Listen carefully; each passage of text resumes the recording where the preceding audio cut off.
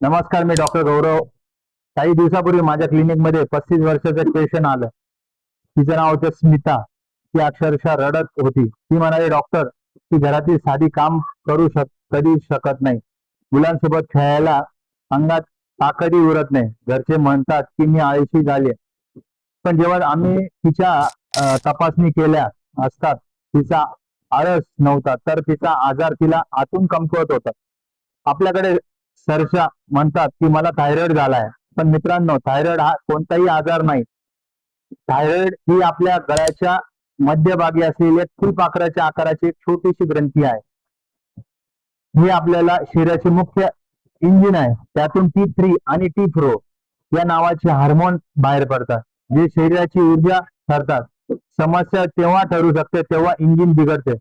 जेव्हा हे शरीर अत्यंत स्लो होते, तेव्हा हायपोथायरॉइडिझम म्हणजे या स्मितासारख्या त्यांचं वजन वाढतं, परत प्रचंड थकवा येतो, केस गळतात. परंतु दुसरीकडे जेव्हा हे इंजिन अति वेगाने धावू लागते, तेव्हा हायपरथायरॉइडिझम असे म्हणतात.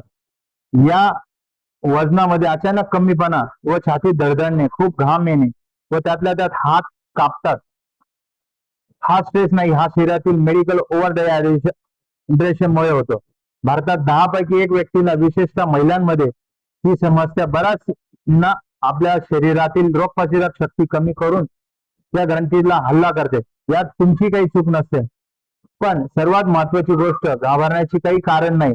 जर तुम्ही हायपोथायरॉइडिझम असेल तर बाहेरून दिली गेली जाणारी हार्मोनिंग गोळी ही शरीराची हवी असलेली नैसर्गिक मदत करते. योग्य डोस आणि योग्य सल्ला घेतल्यावर आपण याच्यावर आळा घालू शकतो. स्वतःला दोष देऊ नका.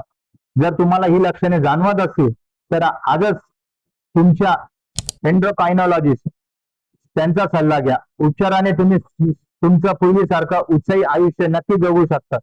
आणि हायपरथायरॉइडिझम थायरॉइड या आजाराला तुम्ही आळा घालू शकता.